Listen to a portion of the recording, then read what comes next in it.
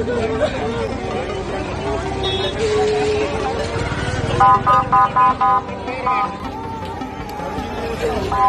घंटा हो गए, मार रहे हैं। एक भी बिल का नहीं है इनके पास।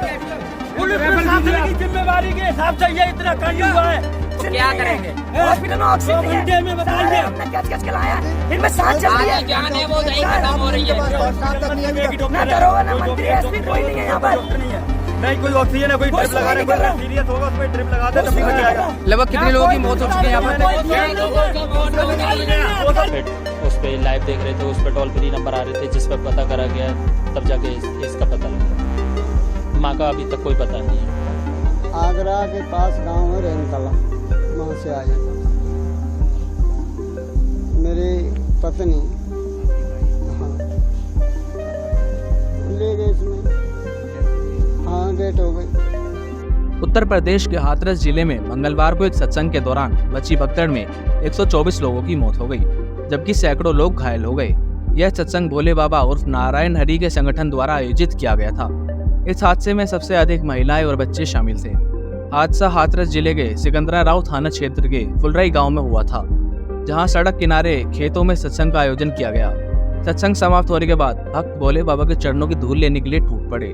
वॉलंटियर्स ने भीड़ के नियंत्रित करने के लिए वाटर कैनन से पानी की बौछार की, जिससे लोग फिसल गए और भगदड़ मच गई। सड़क किनारे के खेत में पानी और कीचड़ भरा हुआ था। भगदड़ के दौरान श्रद्धालु पानी और कीचड़ में फंसकर गिर गए और भीड़ में दबते चले गए। महिलाओं और बच्चों के मुंह और नाक में कीचड़ भर गया, जिससे दम घुटने से कई लोगों की मौत हो गई। घटना के तुरंत बाद आसपास के ग्रामीणों ने राहत और बचाव कार्य शुरू किया और प्रशासन को सूचना दी। ये संख्या कोई हमारे और उनके अलग नहीं है। उन्होंने बता दिया कि 116 लोग की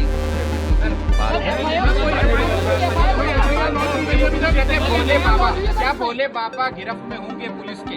ये अभी सभी चीजें जांच का विषय है।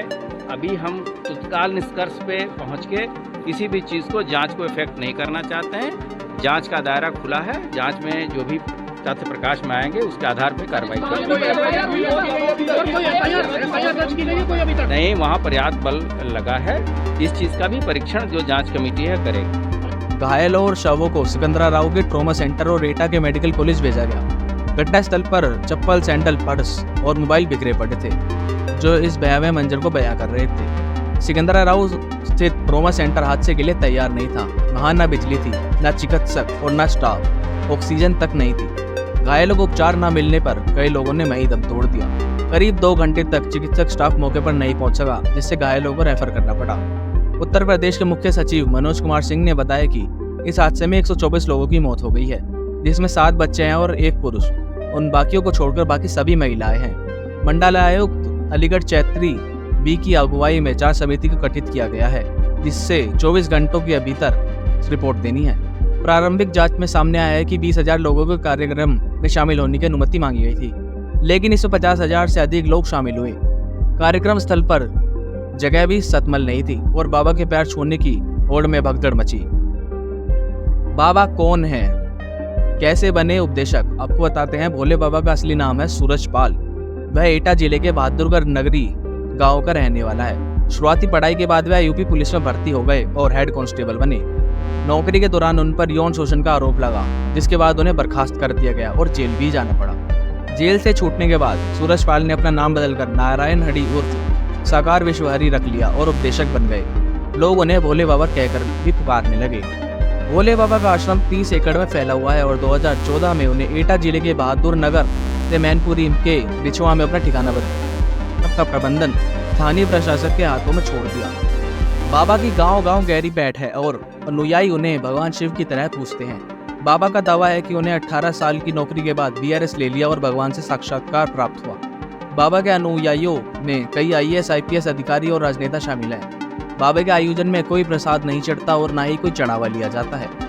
भोले बाबा के खिलाफ यौन शोषण समेत हैं। उनके आश्रम के सेवादार काली पोशाक में रहते हैं और हर मंगलवार को होने वाले कार्यक्रम में पूरी कमान संभालते हैं। बाबा का कनेक्शन सियासत से भी है। समाजवादी पार्टी के राष्ट्रीय अध्यक्ष अखिलेश यादव ने भी जनवरी 2023 में उनके समागम में हिस्सा लिया था। हादसे के बाद बाबा फरार हो गया। पुलिस उनकी तलाश कर रही है और 2 थ्योरी सामने आई हैं। पहली कि बाबा पुलिस की गिरफ्त में है और उसे मैनपुरी की राम कुटीर आश्रम में रखा गया है। दूसरी थ्योरी में यह बताया जा रहा है कि बाबा ने अपना मोबाइल बंद कर लिया है और उनकी लोकेशन पुलिस को नहीं मिल रही है। इस हादसे ने हाथरस के सत्संग स्थल को शमशान में बदल दिया, जहां चप्पल, सैंडल, पर्स और मोबाइल बिखरे पड़े थे। प्रशासन ने जांच और राहत कार्य शुरू कर दिए हैं, लेकिन इस घटना ने हर किसी को झकझोर कर रख दिया है। भविष्य में ऐसे हादसों को रोकने के लिए कड़े कदम उठाने की जरूरत है।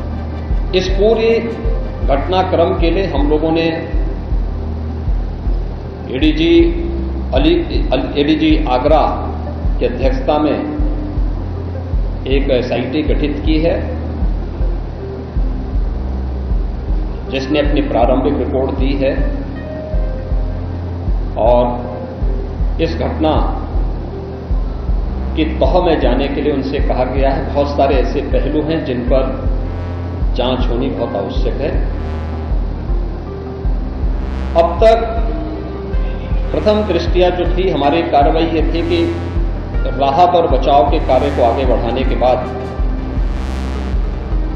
आयोजकों को पूछताछ के लिए बुलाना, घटना के बारे में, हादसे के कारणों के बारे में उनसे भी पूछताछ करना और फिर घटना की लापरवाही और जिम्मेदारों की जवाबदेही भी इसके लिए तय करना, जिसके लिए पहले से ही एफआईआर यहां पे दर्ज हो चुकी है। इसके लिए कार्रवाई आगे बढ़ रही है। हम लोग इस बात को किसी भी प्रकार से डिनाई नहीं कर सकते। इस प्रकार की घटना आपको यह वीडियो कैसी लगी हमें कमेंट बॉक्स में जरूर बताएं। अगर हादसा भी है तो उसके पीछे कौन जिम्मेदार है, और अगर वह घटना घटित हुई है तो इसके पीछे हादसा नहीं तो साजिश किसकी है, कौन इसके पीछे है, इन सभी पहलुओं को लेकर के राज्य सरकार ने तय किया है कि हम इसका एक जुडिशियल इंक्वायरी भी करवाएंगे। और जुडिशियल इंक्वायरी हाईकोर्ट के एक रिटायर्ड जज की अध्यक्षता में होगी, जिसमें प्रशासन और पुलिस के भी रिटायर्ड सीनियर अधिकारियों को रख करके इस पूरी घटना की तह में जाकर के जो भी इसके लिए दोषी होगा उन्हें इसकी सजा देना और इस प्रकार की घटना की पुनरावृत्ति न हो,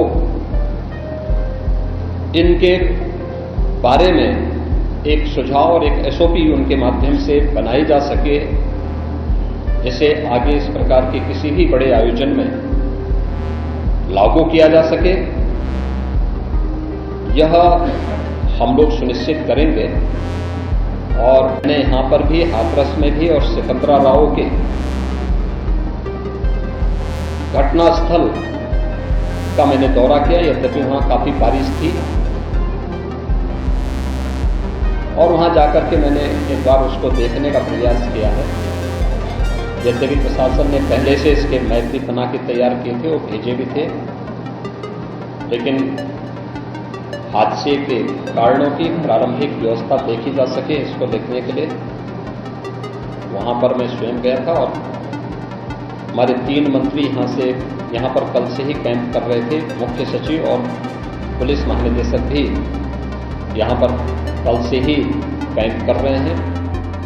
सीनियर अधिकारीगण भी यहाँ पर पुलिस और प्रशासन के अधिकारीगण यहाँ पहले से ही कैंप करते हुए इस पूरी घटना के लिए जिम्मेदारों की जवाबदेही तय करने की भी दिशा में आगे कार्रवाई की जा रही है, जिसमें कुछ विशेष दल बनाए गए हैं, जिनमें अलग अलग जनपदों में उनकी कार्रवाई अब प्रारंभ होगी और प्रारंभिक जांच के बाद आगे की कार्रवाई को हम लोग आगे बढ़ाने का कार्य करेंगे।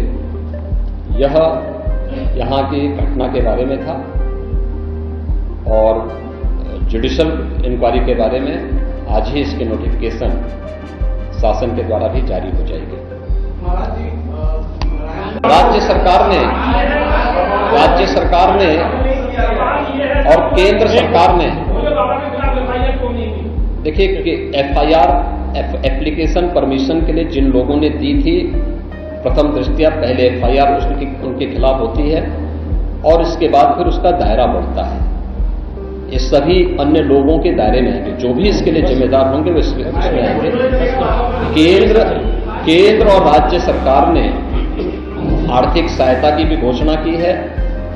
जो निर्दोष लोग इस पूरे हादसे के शिकार हुए हैं, उनके जो नाबालिग बच्चे हैं, जो स्कूल में पढ़ने वाले बच्चे हैं, उनको हम उत्तर प्रदेश मुख्यमंत्री बाल सेवा योजना के अंतर्गत उन बच्चों की पढ़ाई की व्यवस्था हम लोग राज्य सरकार से करवाएंगे।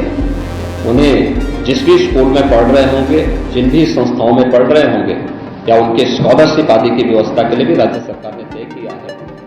और प्रत्येक मृतक के परिवारजन को भी केंद्र और राज्य सरकार मिलकर के 4 लाख रुपए की सहायता और गंभीर रूप से घायल व्यक्ति को 1 लाख रुपए की सहायता दे रही है।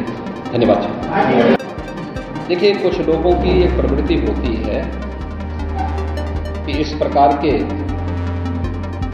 दुखद और दर्दनाक घटनाओं में भी वे राजनीति ढूंढते हैं, और ऐसे लोगों की ये फितरत है कि चोरी भी और सीना चोरी भी। यह हर व्यक्ति जानता है कि सज्जन के फोटो किसके साथ में है, उनके राजनीतिक संबंध किन के साथ जुड़े हुए हैं।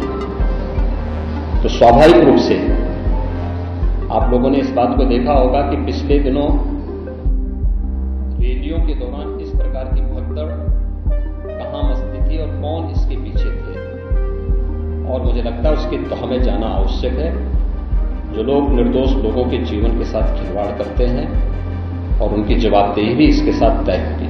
हो गई है इस पूरे मामले में। सांसद जी, 123 लोगों की मृत्यु हो गई है, 20 से ज्यादा लोग अभी भी घायल हैं। आप मिलके आ रहे हैं, पूरे मामले को किस तरह से देख रहे हैं? उत्तर प्रदेश सरकार का क्या हटा लो सांसद जी। घटना बहुत ही दुखद है।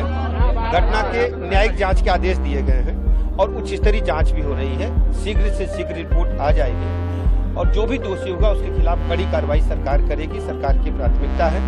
और सबसे बड़ी बात है कि जो घायल हैं वो खतरे से बाहर हैं और उनको बेहतर से बेहतर चिकित्सा व्यवस्था उपलब्ध कराई जा रही है। जो मृत व्यक्ति हैं उनका 118 व्यक्तियों का पोस्टमार्टम करके उनके घरों को रवाना कर दिया गया है। 5 डेड बॉडीज की अभी शिनाख्त की जा रही है और जैसे ही शिनाख्त हो जाएगी उनको भी पोस्टमार्टम करके हम लोग घर आप देखिए, ऐसी घटनाओं पर पॉलिटिक्स नहीं होनी चाहिए। हम इस दुख की पीड़ा में जो पीड़ित परिवार है उनके साथ पूरी सरकार खड़ी है। घायलों से मिलके आए हैं, क्या करंट स्टेटस है, क्या बातचीत? हमारी सभी घायलों से बात हुई है और बातचीत सब लोग कर रहे हैं खतरे से बाहर। अभी न्यायिक जांच के आदेश दिए गए हैं। जैसे ही रिपोर्ट आएगी हम कड़ी से कड़ी कार्रवाई करेंगे। शीघ्र से शीघ्र आप इंतजार करें। कोई भी व्यक्ति बचेगा नहीं। कितनी भी पहुंच का व्यक्ति होगा, सरकार कड़ी कार्रवाई करेगी और जैसे ही जांच रिपोर्ट आ जाती है पुनः आपके समक्ष मिलेगी।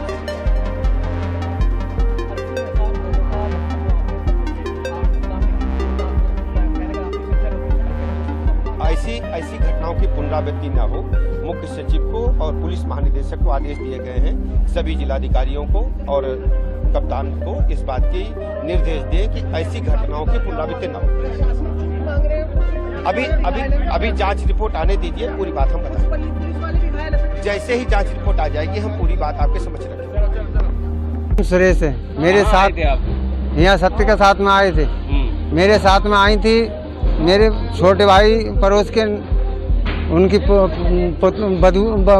बहू आई थी, पत्नी, जो उनका नाम गीता है, पत्नी पान सिंह की है। वो यहाँ से गवर्नर पता नहीं चल रहा है। जिले से आए थे आप? जिला बदायूं से। क्या लोग आए थे? आए थे हम 8 लोग, एक नहीं है। कैसे हुआ या क्या हुआ ये पता ही नहीं। सब संगत में इधर को लोग बाग गए हैं, वो पता ना क्या हुआ क्या ना हुआ। कितने लोग गायब होंगे? हमें ये पता जानकारी नहीं। तो गायब है और भी लोग गायब है? और भी गायब सुने जाते हैं। नहीं मिल रहे? पुलिस प्रशासन कुछ बता रहा है? कुछ नहीं बता रहा है कोई।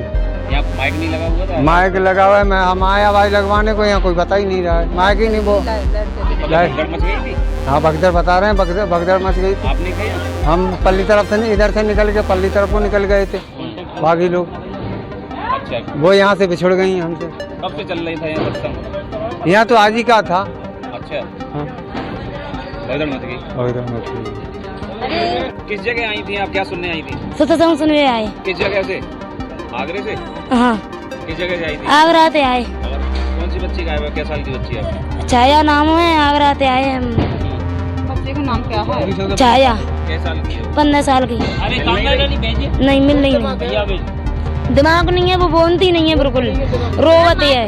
क्या लोग आए थे आप लोग? रोवते है, मते 6-7 जने, 20-25 जने हैं। तो गायब क्या लोग हैं आप? अकेली लड़की गायब है बस। मिल नहीं रही? नहीं मिल रही। यहाँ कोई बताया नहीं किसी ने? नहीं बताई, बता रहे हैं कभी यहाँ बता रहे, कभी बता रहे, कभी मिली ना, ढूंढ के आए हम। अच्छा, गायब है। हाँ। गायब कैसे हुई? अंजन तो संगत में तो बिछड़ेगा, ये हाथन में तो खड़े। पुलिस ने कुछ बताया नहीं? नहीं बताया पुलिस ने। क्या कह रहे हैं? यूँ करे हमें न मालूम, कोई न मालूम।